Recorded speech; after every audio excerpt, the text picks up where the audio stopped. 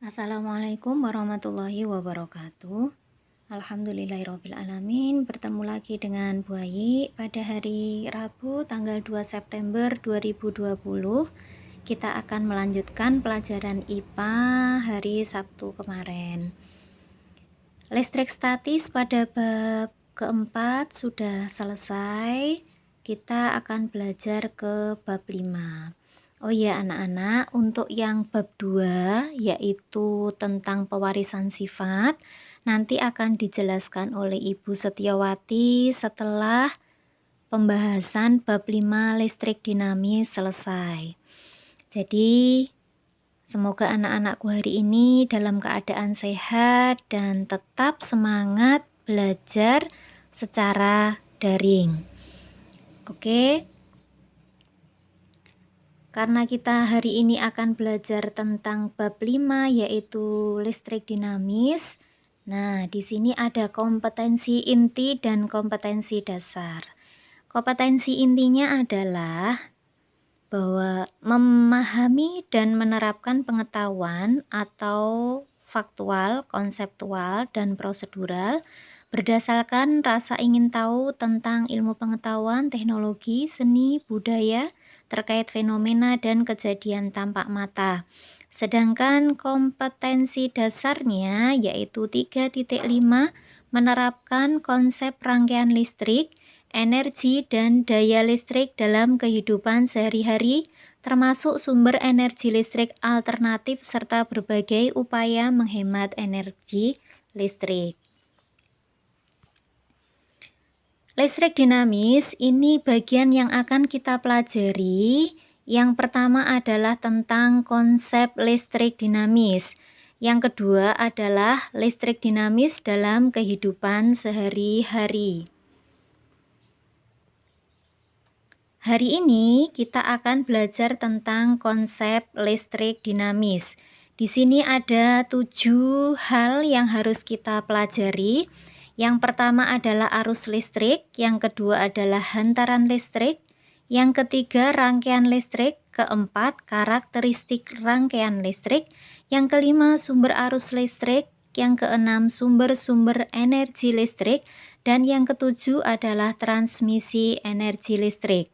Untuk hari ini Bu Ayi akan menjelaskan 3 poin yang pertama, yaitu arus listrik, hantaran listrik, dan rangkaian listrik.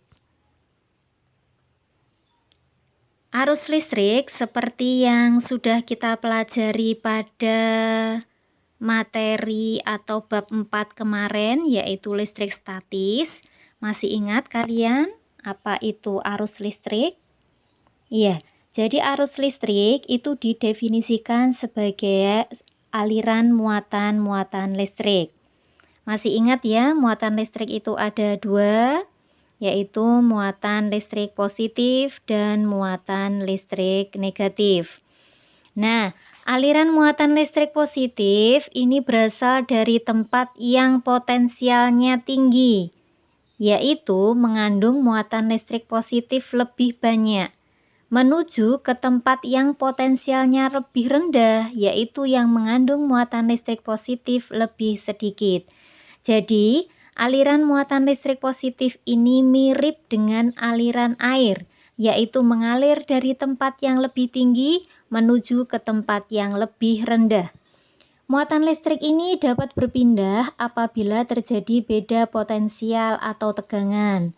Apabila beda potensial dipertahankan, arus listrik pasti akan mengalir. Ini sudah kita pelajari konsepnya sedikit kemarin di bab listrik statis.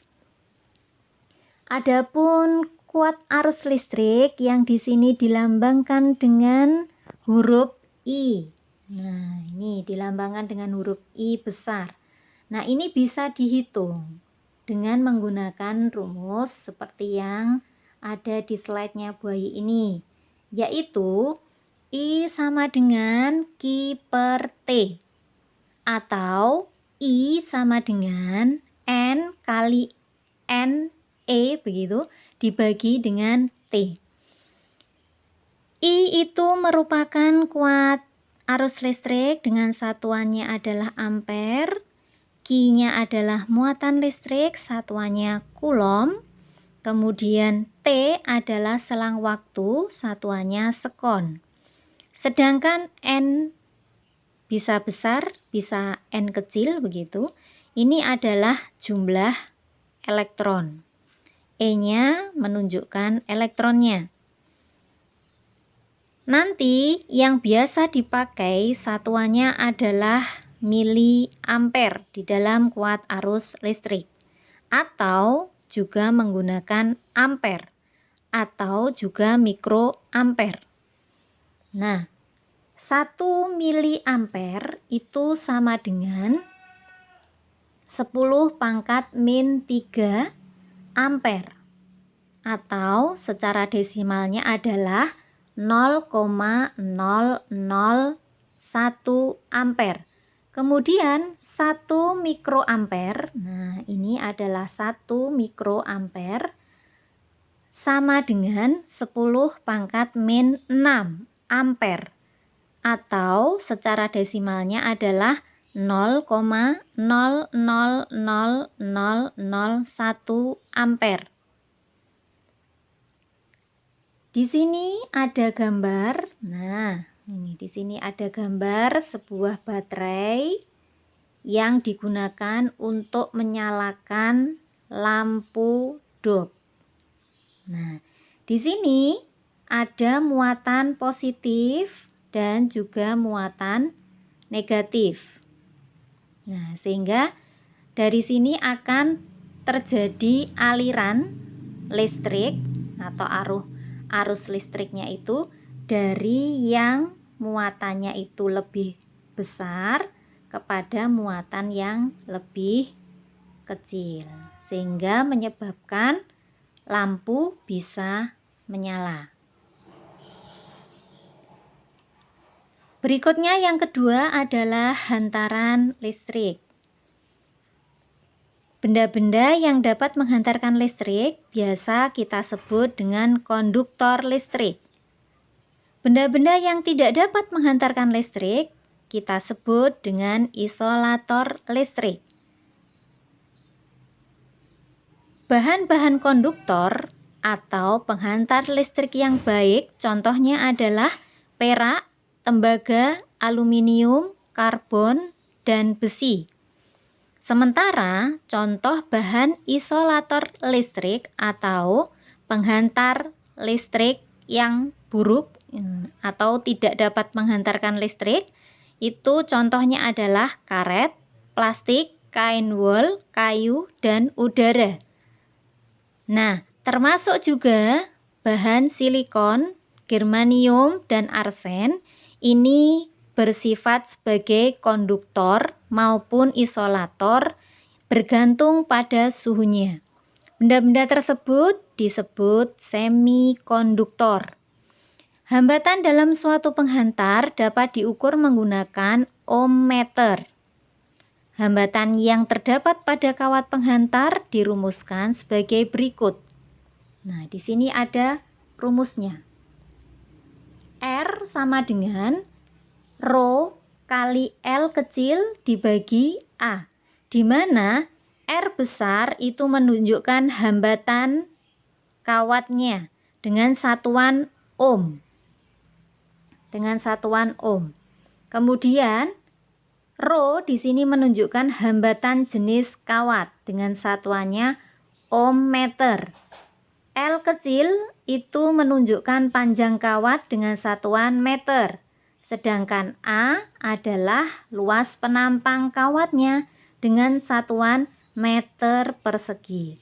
Nah, di sini ini adalah gambar dari resistor atau hambatan listrik. Kalau kalian membuka radio gitu ya, atau membuka alat-alat listrik, nah mungkin kalian juga akan menemui atau menjumpai alat-alat semacam ini. Ini adalah resistor yang di sini ada warna-warnanya gitu ya, ada warna merah, biru, dan seterusnya. Yang ketiga adalah kita belajar tentang rangkaian listrik. Perhatikan dari gambarnya buaya di sini. Nah, ini ada gambar. Di sini juga ada gambar. Nah, yang ini merupakan rangkaian listrik seri. Sedangkan ini merupakan rangkaian listrik paralel. Nah, jadi rangkaian pada lampu ini, nah itu ada dua jenis, yaitu rangkaian seri dan rangkaian paralel. Kalian bisa melihat dari gambar di sini. Jadi rangkaian seri ini disusun secara sejajar begitu. Sementara kalau rangkaian paralel, nah di sini disusun secara bersusun atau bertingkat. Rangkaian seri itu akan memerlukan energi yang lebih besar, dan jika dimatikan satu maka akan mati semuanya. Nah, ini pada rangkaian seri. Sedangkan pada rangkaian paralel ini lebih membutuhkan energi yang lebih kecil, dan ketika salah satu lampu dimatikan maka yang lain tetap bisa menyala. Dan rangkaian paralel ini biasa dipakai pada konsep pemasangan listrik di rumah-rumah.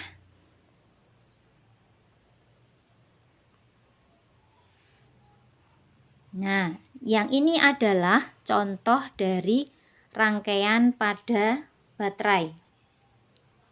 Rangkaian baterai. Nah, di sini ini adalah rangkaian secara seri. Kemudian di sini secara paralel. Yang di sini ini juga secara seri yang di sini. Nah, ini adalah rangkaian seri. Sedangkan gambar ini menunjukkan rangkaian secara paralel. Jadi dia disusun secara bertingkat.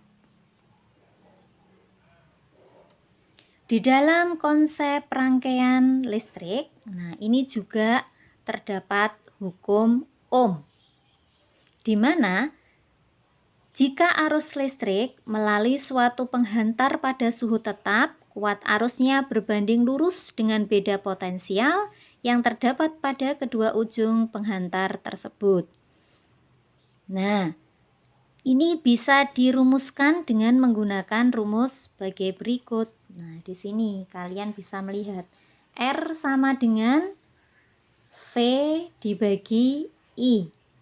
Atau untuk memudahkan biasanya juga dikenal rumus VIR gitu ya. V sama dengan I kali R. Jadi kalau kalian ingat buah pir, maka kalian ingat rumus beda potensial ini dengan menggunakan hambatan listrik dan arus listrik.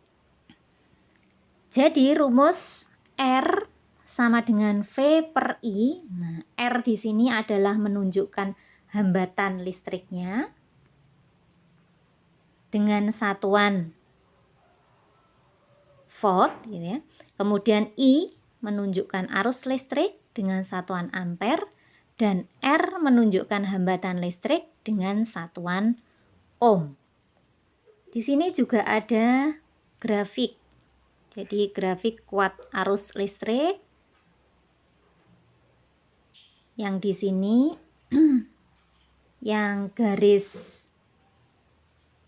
vertikalnya ini menunjukkan kuat arus listrik, sedangkan garis horizon atau mendatarnya ini menunjukkan tegangan listrik. Termasuk di sini yang kedua, ini adalah grafik kuat arus listrik terhadap hambatan listrik. Kalian bisa mengamati perbedaan dari kedua grafik ini. Jadi yang satunya menunjukkan garis yang naik ke atas, sementara yang ke bawah, yang kedua ini menunjukkan garis menurun. Untuk lebih jelasnya, kalian nanti bisa mempelajari lebih paham lagi dengan mengerjakan soal-soal yang diberikan oleh Bu Ayi ataupun Bu Komiati. Mungkin itu tentang listrik dinamis untuk pertemuan kita hari ini. Jangan lupa tetap sabar, tetap jaga kesehatan, menjaga protokol kesehatan, dan jangan main kemana-mana. Tetap stay home, keluar jika perlu saja, jika ada kepentingan yang mendesak saja. Kalau tidak, ya tetap di rumah untuk melakukan hal-hal yang baik. Kemudian untuk tugas-tugasnya, jangan lupa nanti dikerjakan, kemudian difoto, dikirim, dikasih identitas begitu ya. Dan waktu nanti mengumpulkan ke sekolah, jangan lupa juga dikumpulkan ke wali kelasnya. Nanti wali kelas akan diserahkan ke guru mapelnya masing-masing. Oke, demikian begitu saja dari Bu Ayi. Mohon maaf jika ada salah-salahnya. Bu Ayi akhiri. Ihdinas siratal mustaqim. Wassalamualaikum warahmatullahi wabarakatuh.